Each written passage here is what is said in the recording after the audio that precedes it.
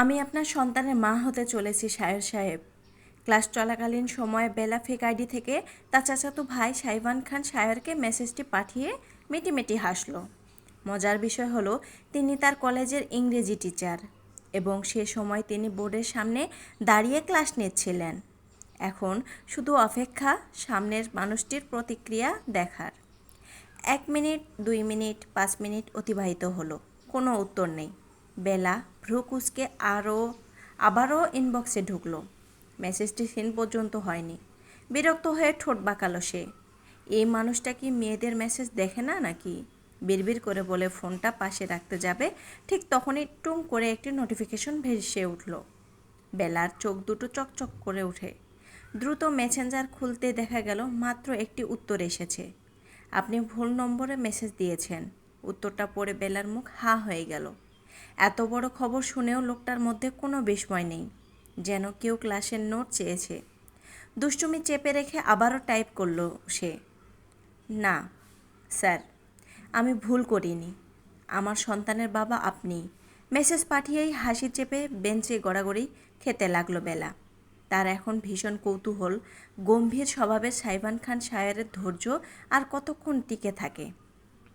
ওর অবস্থা দেখে পাশে বসা ওর বান্ধবী ইরা বলল, যদি একবার ধরা পড়তে পারিস ভাই, আমার নাম ভুলেও বলিস না যে আমি তোকে উৎসাহ দিয়েছি। স্যারের যা রাগ, আমাকে এক থাপ্পড়ে গালের চাপা ভেঙে ফেলবে। বেলা ওর ভয় পাওয়া মুখ দেখে বলে, দূর কী সব বলছিস? এই খানের বেটা কিভাবে বুঝবে যে আমি মেসেজ দিয়েছি? তোর কাচুমাচু মুখ দেখলে ধরা পড়ব নিশ্চিত। স্বাভাবিক থাক শালি। পরক্ষণে যখন মনে পড়বে সে বারবার স্যার সম্বোধন করছে মেসেজে, তখন নিজের মাথায় নিজেই আলতো করে চাপড় মারল বেলা। মুখ বিকৃত করে বিড়বিড় করলো সে, ধুর, আমি তো একটা গাধা। তখন তো স্যারের বুঝতে বাকি থাকার কথা নয় যে তাকে কলেজের কেউ একজন বিরক্ত করছে। বাইরের কোনো মেয়ে হলে স্যার বলে সম্বোধন করার সম্ভাবনা খুবই কম। আর যদি সন্দেহের তীর তার দিকে ঘুরে যায় তাহলে সর্বনাশ। খান বংশের এই গম্ভীর ছেলেটা ছোটবেলা থেকেই তাকে হাতে নাতে ধরার অদ্ভুত ক্ষমতা রাখে। বেলা দ্রুত ইনবক্সে ঢুকে মেসেজ আনসেন্ড করবে কি না ভাবতে লাগলো, কিন্তু ততক্ষণে আবারও ফোনটা কেঁপে ওঠে। সায়র মেসেজ স্ক্রিনে জলজল করছে। বেলার বুক ধক করে উঠল। দ্রুত ইনবক্সে যেতে দেখা গেল নতুন একটি রিপ্লাই এসেছে। আপনি কে? মাত্র 2টি শব্দ, কিন্তু এই 2টি শব্দ পড়েই বেলার কপালে বিন্দু বিন্দু ঘাম জমে গেল। কারণ সে জানে সাইবান খান সায়র অযথা কারো সঙ্গে কথাবার্তা বাড়ানোর মানুষ নয়। তিনি যখন জানতে চেয়েছেন আপনি কে, তার মানে বিষয়টা তিনি গুরুত্ব সহকারে নিয়েছেন। বেলা কয়েক সেকেন্ড স্ক্রিনের দিকে তাকিয়ে রইল, তারপর সাহস করে লিখল, আমি কে সেটাই গুরুত্বপূর্ণ না, গুরুত্বপূর্ণ হলো আপনার সন্তানের ভবিষ্যৎ। মেসেজ পাঠিয়েই নিজের মুখ চেপে ধরল সে।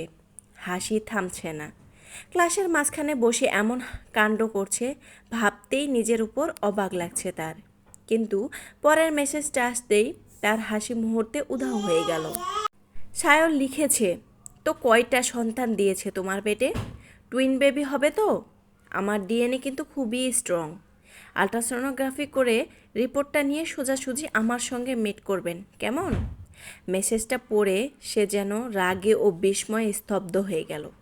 মনে হলো শরীরের সব রক্ত একসঙ্গে মাথায় উঠে গেছে।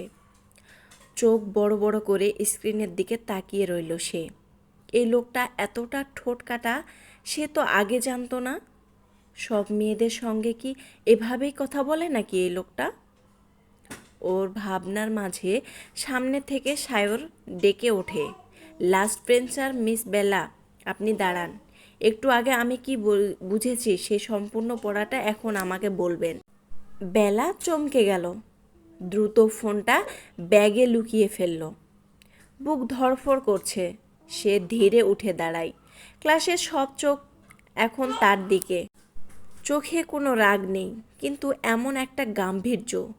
সায়র আবার বলল, সংসেজে দাঁড়িয়ে থাকবে বলিনি, সম্পূর্ণ পড়াটা বলবেন এখন। বেলা শুকনো গলায় বলল, স্যার আমি আমি একটু। সায়র তীক্ষ্ণ দৃষ্টিতে তাকিয়ে বলে, যা বলার স্পষ্ট করে বলুন মিস বেলা। সে হালকা মাথা নিচু করে বলল, আমি পড়া শুনছিলাম, কিন্তু ভালোভাবে বুঝিনি। সায়র অন্য সারির একজন মেয়েকে জিজ্ঞেস করতেই মেয়েটা সম্পূর্ণ পড়া ভালোভাবে বলে ফেলে। সায়র এবার বেলার পানে চেয়ে বলে, ও পারলে আপনি কেন বলতে পারছেন না? আমি 30 মিনিট ধরে দাঁড়িয়ে নিজের শক্তি খরচ করে চিল্লিয়ে পড়ালাম সবাইকে। ক্লাসের সবাই যেখানে সহজ পড়াটা বলতে পারবে সেখানে আপনি পারছেন না। পড়া না বুঝলে বুঝিয়ে দিব, কিন্তু ক্লাসে উপস্থিত থেকে অনুপস্থিত হওয়ার মতো থাকা এটা বেশি বিপজ্জনক। আপনি লো বেঞ্চের উপর কান ধরে দাঁড়িয়ে থাকুন। ক্লাস শেষ না হওয়া পর্যন্ত এভাবে থাকবেন, আর আগামীকাল থেকে প্রতিদিন আপনি ফার্স্ট বেঞ্চে বসবেন। বেলা মিনমিনিয়ে বলে, স্যার প্লিজ আগামীকাল থেকে শিখে আসব। সায়র হাতের ইশারায় বলে, স্টপ ইয়োর মাউথ, যা বলছি তাই করেন। বেলা উপায় না পেয়ে কানে ধরে দাঁড়ায়। বেঞ্চের উপর দাঁড়াতেই সায়র চলে যায়, আর এদিকে বেলা সায়রকে মনে মনে ইচ্ছে মতো বকতে থাকে। শালা বদমেজাজি লোক, মুখে জন্মের পর মধু দেয়নি, তিতা করলার মতো কথা বলিস। দোয়া করে দিলাম তোর ভাগ্য একটা ডাইনি বউ জুটবে যে প্রতিদিন 3 বেলা করে তোকে কেলাবে। কানে ধরে বেঞ্চের উপর দাঁড়িয়ে আছে বেলা।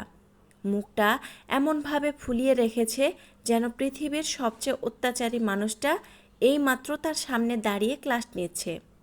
আর সত্যি বলতে এই মুহূর্তে সাইফান খান সায়রকে তার ঠিক সেটাই মনে হচ্ছে।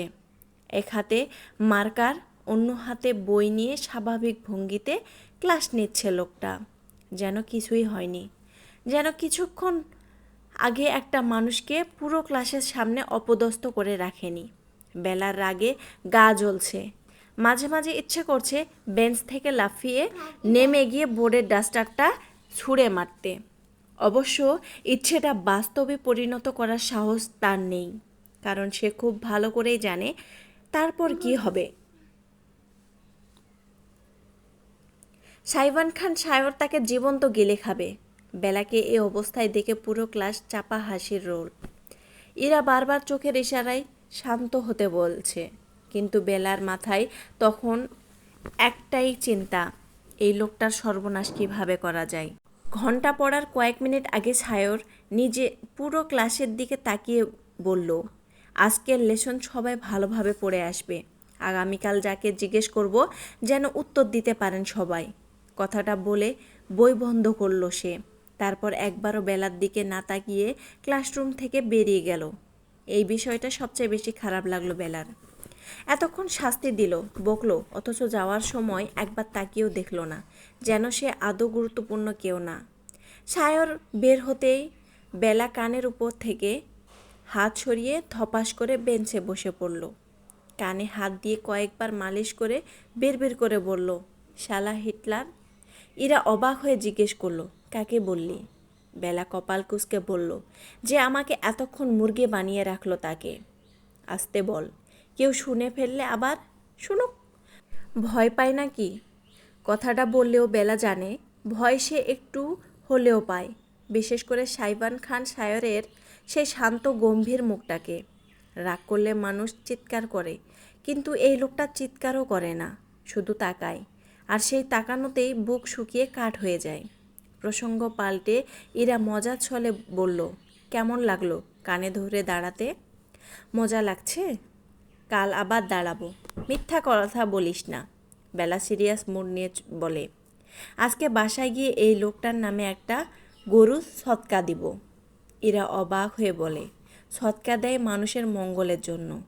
তাই তো দিব, আল্লাহ যেন লোকটার একটু বদমেজাজ কমিয়ে হিটলার থেকে ভালো মানুষ করে দেন। বেলার কথা শুনে হাসতে হাসতে ইরা বলল, যাই হোক, আর জীবনে এমন মজা করিস না ভাই। স্যার তোর সাথে আমাকেও পৃথিবীর বাইরে ছুঁড়ে ফেলবে। ওর কথায় বেলা কিছু বলল না। এত সহজে তো সায়র নামক বেটাকে তো ছাড়বে না। ব্যাগ গোছানোর সময় ফোনটা বের করলো বেলা। মেসেঞ্জার খুলে দেখলো এখনও কোনো রিপ্লাই আসেনি। ভ্রু কুঁচকে গেল তার। এই লোকটা কি আবার ক্লাস নিতে ব্যস্ত? 2 মিনিট ভেবে আবার একটা মেসেজ পাঠালো, স্যার আপনি কি দায়িত্বজ্ঞানহীন বাবা? মেসেজ পাঠিয়েই নিজেই হেসে ফেলল। তারপর আরেকটা পাঠাই, আপনার সন্তানের মা সারাদিন না খেয়ে আছে। তারপর আরও একটা মেসেজ লিখল, সন্তানের মায়ের জন্য অন্তত দুধ ডিমের ব্যবস্থা করেন। পরপর 4টি মেসেজ সেন্ড করে ফোনটা ব্যাগে ভরে রাখলো সে। সবার শেষে ব্যাগ কাঁধে নিয়ে ক্লাস থেকে বের হয়ে এলো ওরা দুজন। ঠিক তখনই পেছন থেকে গম্ভীর কণ্ঠ ভেসে এলো, মিস বেলা। বেলার পা থেমে গেল, ইরার মুখও শুকিয়ে গেল। দুজনেই একসাথে পেছনে ফিরল। সায়র করিডোরে দাঁড়িয়ে আছে, হাতে কয়েকটা খাতা, মুখে সেই চিরচেনা গাম্ভীর্য। একটু আসেন। বেলার বুক ধক করে উঠল। ফেক আইডির ব্যাপারটা কি ধরে ফেলেছে? মাথার ভেতর মুহূর্তে হাজারটা চিন্তা ঘুরে গেল। তবু যতটা সম্ভব স্বাভাবিক মুখ করে সামনে গিয়ে দাঁড়ালো। জি স্যার।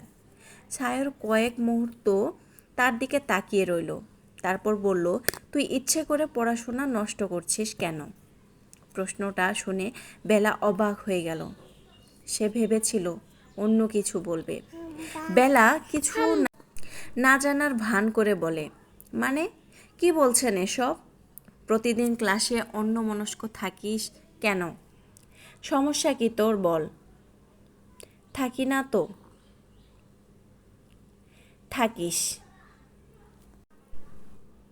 বেলা ঠোঁট বাঁকিয়ে বলে, আমি পড়া বুঝিনি। বুঝিসনি নাকি মনোযোগ দিসনি?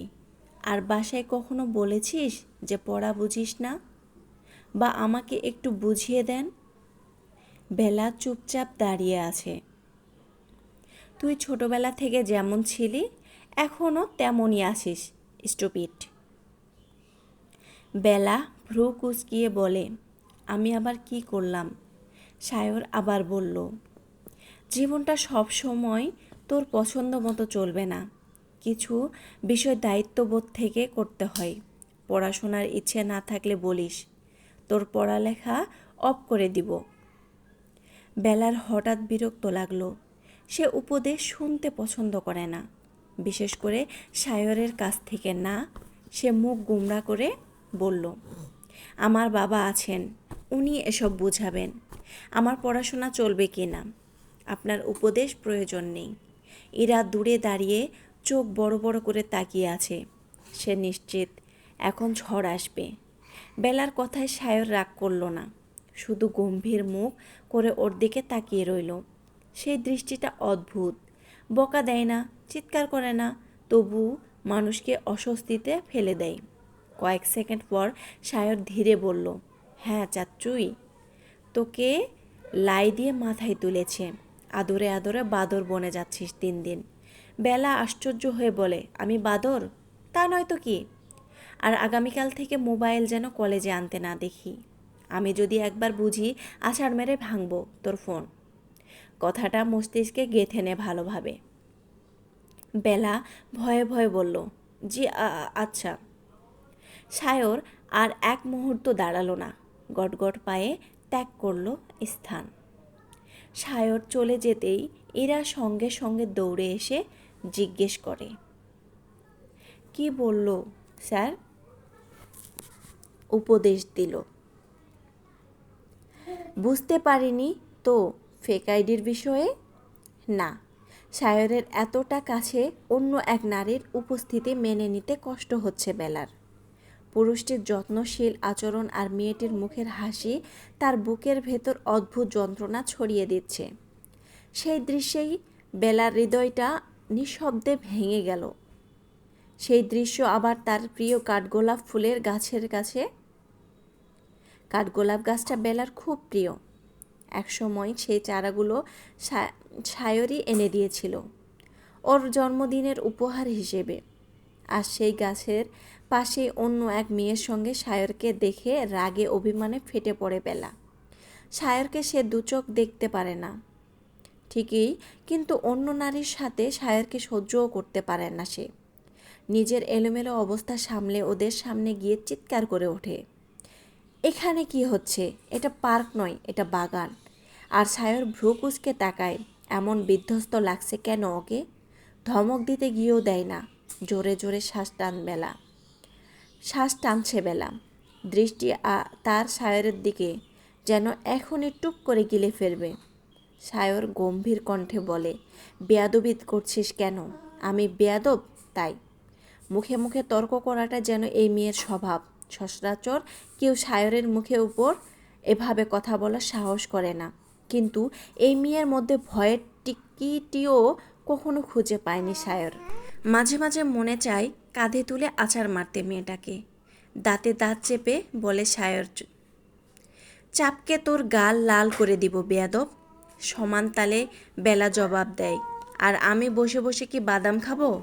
আমার গাল কি এত সস্তা যে কেউ এসে আমাকে থাপ্পড় দিয়ে চলে যাবে? রূপসা পরিস্থিতি নিয়ন্ত্রণে আনতে বলে, আরে বেলা, কেমন আছো? বেলা রাগান্বিত স্বরে বলে, তোমাকে বলতে হবে কেমন আছি? রূপসা আশ্চর্য বলে, এভাবে কথা বলছো কেন? তো কিভাবে কথা বলবো? সায়র ধমকে বলে, বেয়াদব, ঠিক করে কথা বল। রূপসা তোর থেকে বড়। নাক ফুলিয়ে দাঁত কটমট করে বেলা বলে, তো বড় হয়েছে বলে এখন ওর পা ধুয়ে পানি খাবো? সারাক্ষণ আমাকে ধমকানোর সুযোগ খুঁজতে থাকেন, তাই না? বলতে বলতে ফুপিয়ে কেঁদে ওঠে। কলেজের রাগটাও এখন উঠছে বেলার। মন চাচ্ছে সায়র আর রূপসা দুটোরই চুল টেনে ছিঁড়তে। রূপসার দিকে কঠোর মুখে তাকিয়ে বেলা বলে, আমাদের বাড়িতে এসেছো কেন? তোমার বাড়ি নেই? 2 দিন পর পর আমাদের বাড়িতে আসো কেন? এসেই সায়র ভাইয়ের সাথে চিপকে থাকো। এসব লুতুপুতু কাহিনী আমাদের বাসায় চলবে না, এই আমি বলে দিলাম। ওর পুরো বাক্য শেষ করার আগেই সায়র বলে ওঠে, এটা আমারও বাড়ি, ও 100 বার আসবে, তাতে তোর কি? অভিমানে বুক ভারী হয়ে ওঠে বেলার। নাক ফুলিয়ে কয়েক মুহূর্ত তাকিয়ে থাকে সায়রের মুখ পানে। রূপসার রাগ এবার আকাশ ছুঁই ছুঁই। বাড়িতে এসেছে বলে খোঁটা দেবে। ওর কি বাড়ি গাড়ির অভাব আছে নাকি? বেলাকে কিছু বলতে যাবে, সায়র হাত উঁচু করে থামিয়ে দেয়। বেলা চোখের পানি মুছতে মুছতে চলে যাওয়ার উদ্দেশ্যে পেছন ঘোরে। তখনই নজর পড়ে কাঠগোলাপ গাছের গোড়ায় কাদামাটির দিকে। মুহূর্তে এক মুঠো মাটি তুলে সায়রের দিকে ছুঁড়ে মারে। শার্টে গিয়ে পড়ে কাদামাটি, আর ঠোঁট বাঁকিয়ে বলে যায়, হিটলার বেটা। এই কথাটা বলেই বেলা এক দৌড়ে চলে যায়। সায়র বেলার যাওয়ার দিকে কটমট চোখে তাকিয়ে ওর পিছু দৌড়ে ছুটে চিৎকার করে বলে, ইডিয়েট, আজকে তোর খবর আছে, দেখি তোকে কে আমার হাত থেকে বাঁচায়।